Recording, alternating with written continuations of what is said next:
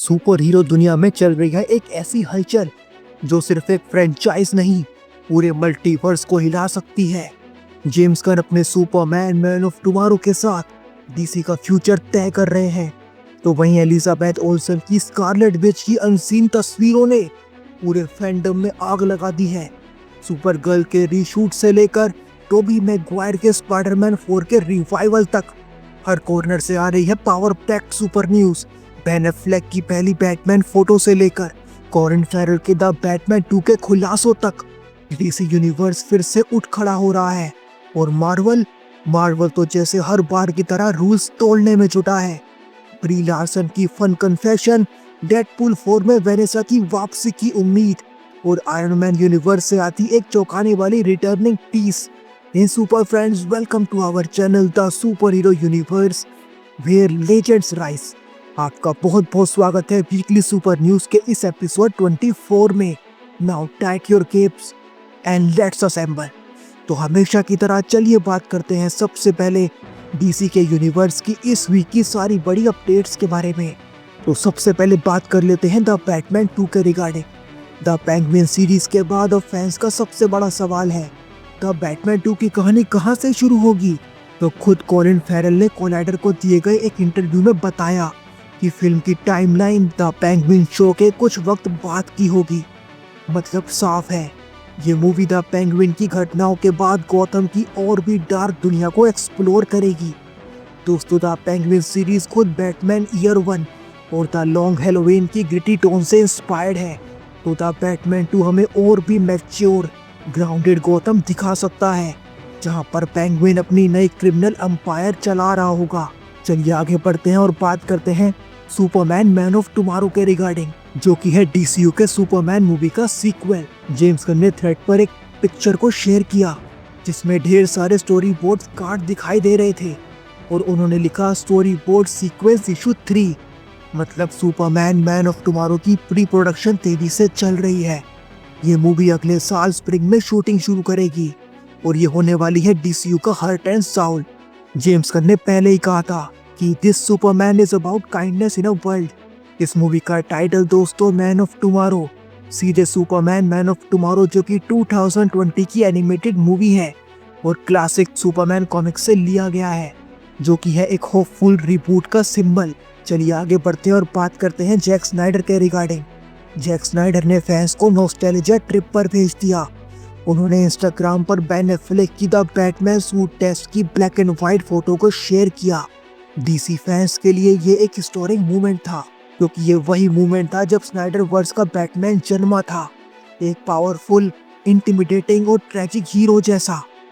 दोस्तों, ये suit the dark night returns comic से हेविली इंस्पायर्ड था, जहां पर ब्रूस वेन ओल्ड होने के बाद भी फिर से गौतम की लड़ाई लड़ता है, बिल्कुल वैसे ही जैसे बेन एफ्लेक का बैटमैन था, एकदम ग्रिटी, बैटल स्कार्ड और मोरली कॉन्फ्लिक्टेड। इसके बाद चलिए बात करते हैं सुपर गर्ल के regarding. Super girl women of tomorrow की शूटिंग भले ही खत्म हो चुकी हो, लेकिन अब ये मूवी 2 हफ्ते की रीशूट से गुजर रही है और एक इनसाइडर के मुताबिक इन रीशूट्स में डेविड कॉरन्सबेट का सुपरमैन भी शामिल हो सकता है। इससे ये साफ है कि जेम्स गन और डीसी स्टूडियोज चाह रहे हैं कि कारा जोरेल और क्लार्क कैंट के रिश्तों को और गहराई से दिखाया जाए। दोस्तों, ये मूवी टॉम किंग की वुमेन ऑफ टुमारो से हाईली इंस्पायर्ड है, जहां पर कारा अकेले ही स्पेस जर्नी पर निकलती है और रिवेंज और रिडेम्पशन के बीच में फंस जाती है। अगर सुपरमैन इसमें दिखाई देता है तो ये डीसीयू का पहला सुपर फैमिली मूवमेंट हो सकता है। चलिए इसके बाद बात करते हैं डीसीईयू के एक प्रोजेक्ट के रिगार्डिंग, जो कि स्ट्रीम होने वाला है नेटफ्लिक्स पर।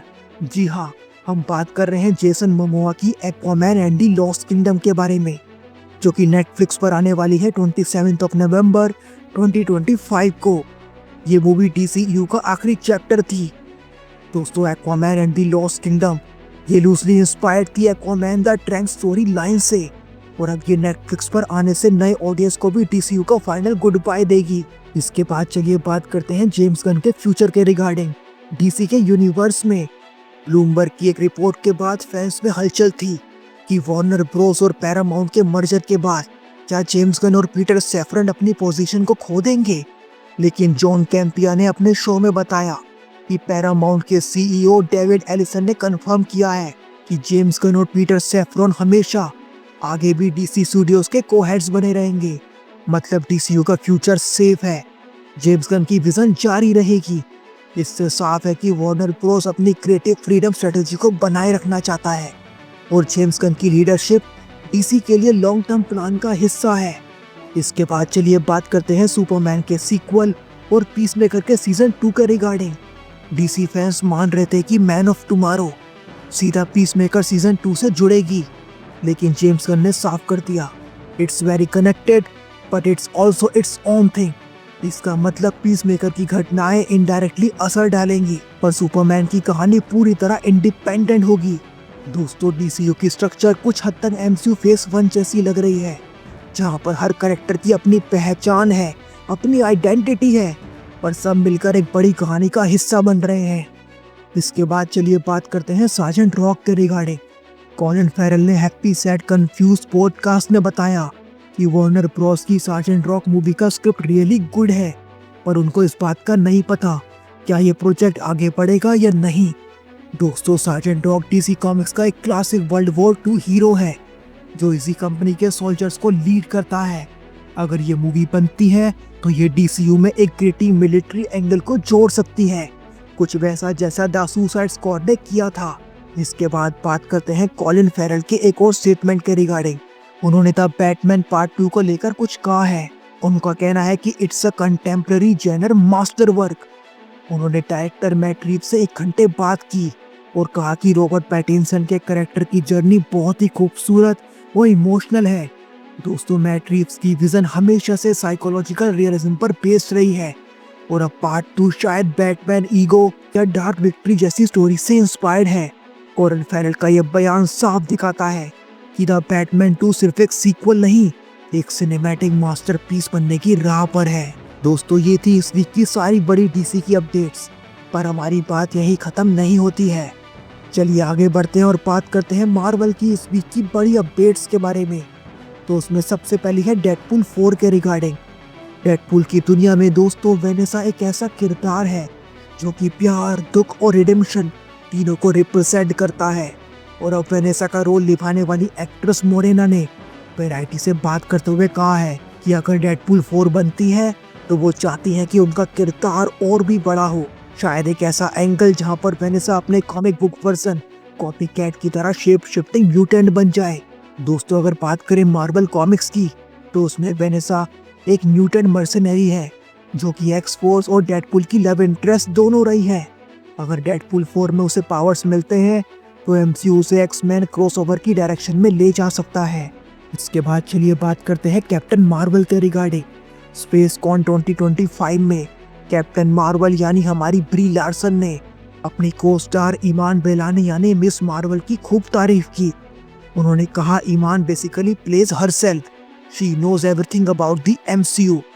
यानी जो नर्डी, एक्साइटेड और प्योर हार्टेड कमाला खान हम मिस मार्वल और द मार्वल्स में देखते हैं, वो ईमान बेलानी असल जिंदगी में बिल्कुल ही वैसी हैं।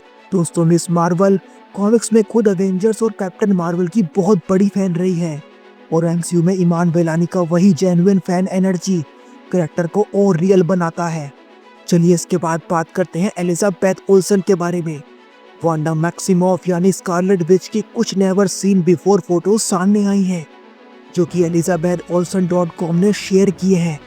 इनमें वांडा के Avengers Age of Ultron, Infinity War और Doctor Strange in the Multiverse of Madness, इस सब के प्रमोशनल फोटोशूट के अनसीन शॉट्स शामिल हैं, जहां पर उनकी आइकॉनिक रेड कॉस्ट्यूम में वो पहले से भी ज़्यादा पावरफुल और मैजेस्टिक लग रही है। फैंस अब भी उम्मीद कर रहे हैं कि वो एमसीयू में वापस आएंगी, शायद अवेंजर्स सीक्रेट वॉर्स में मल्टीवर्स सेवियर बनकर। आपका क्या कहना है? हमको कमेंट्स में ज़रूर बताइएगा। इसके बाद चलिए आगे बढ़ते हैं और बात करते हैं स्पाइडरमैन 4 के रिगार्डिंग। स्पाइडरमैन फैंस ध्यान से सुनिए क्योंकि नॉस्टैल्जिया फिर से लौट सकता है। द बैटमैन 2 के को राइटर मैटसन टॉमलिन ने एक्स यानी ट्विटर पर एक फैन को जवाब देते हुए कहा कि टोबी मैगवायर वाले स्पाइडरमैन 4 का ड्रीम अभी भी मरा नहीं है। मतलब सोनी और सैम रेमी की तरफ से अभी फाइनल रिजेक्शन नहीं आया है, जिससे फैंस की उम्मीद जग चुकी है। इसके बाद चलिए बात करते हैं Spiderman beyond the spider verse के रिगार्डिंग। राइटर क्रिस्टोफर मिलर ने सोशल मीडिया पर कंफर्म किया कि beyond the spider verse IMAX ratio में रिलीज होगी। इसका मतलब कि माइल्स मोरालेस की अगली कहानी और भी विजुअली इमर्सिव और सिनेमैटिक एक्सपीरियंस के साथ आएगी। इसके बाद चलिए बात करते हैं होकाई एक्टर जेरेमी रेनर के रिगार्डिंग। होकाई यानी जेरेमी रेनर ने द ब्रेकफास्ट क्लब शो में साफ कर दिया कि वो अवेंजर्स डूम्सडे या सीक्रेट वॉर्स में वापस नहीं लौट रहे हैं। उन्होंने कहा है कि वो फिलहाल अपने रिकवरी और कुछ नए प्रोजेक्ट्स पर फोकस कर रहे हैं। हालांकि उन्होंने MCU को हमेशा फैमिली बताया है और अब लगता है कि क्लिंट बार्टन का एरो शायद अब फाइनली रेस्ट में है। कॉमिक्स में भी दोस्तों कई बार केट बिशप होकाई की जगह ले चुकी है और MCU में होकाई टीवी सीरीज में हमने ये देखा कि ये ट्रांजिशन शुरू हो चुका है। इसके बाद चलिए बात करते हैं पेपर पॉट्स यानी आयरन मैन की लव इंटरेस्ट के बारे में। जी हाँ, रिपोर्ट्स की माने तो पेपर पॉट्स वापस लौट सकती है। ब्राउन यूनिवर्सिटी में हुए एक फैमिली वीकेंड इवेंट के दौरान ग्विनेथ पैल्ट्रो ने कहा कि वो शायद एक और मार्वल मूवी में दिखाई दें। इंटरेस्टिंगली हाल ही में उन्हें रॉबर्ट डाउनी जूनियर के साथ शिकागो में डिनर करते हुए भी दिखाया गया, जिससे स्पेकुलेशन और बढ़ गई है कि शायद MCU में किसी फ्लैशबैक या AI version of Tony Stark के साथ उनकी कमबैक प्लान हो रही है। दोस्तों कॉमिक्स में पेपर पोर्ट्स को रेस्क्यू आर्मर पहने हुए टोनी के लेगेसी को आगे बढ़ाते हुए दिखाया गया है और MCU में एवेंजर्स एंड गेम में वो तो रेस्क्यू सूट पहन चुकी है। अब देखना ये है MCU में अगला प्लान, अगला प्रोजेक्ट उनके लिए क्या होगा। दोस्तों हमने देखा एक तरफ जेम्स गन अपने DCU को शेप दे रहे हैं तो दूसरी तरफ मार्वल फिर से अपने लेजेंड्स को स्पॉटलाइट में ला रहा है। सुपरमैन उड़ने को तैयार है, स्पाइडरमैन फिर से लौट सकता है और आयरन मैन की लेगेसी शायद खत्म नहीं हुई है। हर सुपर न्यूज़, हर पिक्चर, हर कोट इस बात का सबूत है कि सुपर हीरो स्टोरी टेलिंग अभी खत्म नहीं हुई है, ये तो बस शुरुआत है। तो अब बारी आपकी है कमेंट में हमको बताने की कौन सी सुपर न्यूज़ ने आपके सुपर हीरो हर्ट को सबसे ज़्यादा एक्साइटेड किया, द बैटमैन 2 की डार्क जर्नी या डेडपूल 4 की इनसेन पॉसिबिलिटीज। अगर आपको ये वीडियो पसंद आया हो तो बेल आइकन दबाकर सब्सक्राइब कर लीजिएगा हमारे channel the super hero universe को और शेयर कीजिएगा इस वीडियो को अपने सभी सुपर फ्रेंड्स के साथ। हम मिलेंगे आपसे किसी और सुपर हीरो वीडियो में, तब तक के लिए stay in the crew, we will get you all DC and MCU। Thank you very much, take care of yourself, thank you और हाँ हमेशा खुश रहिए।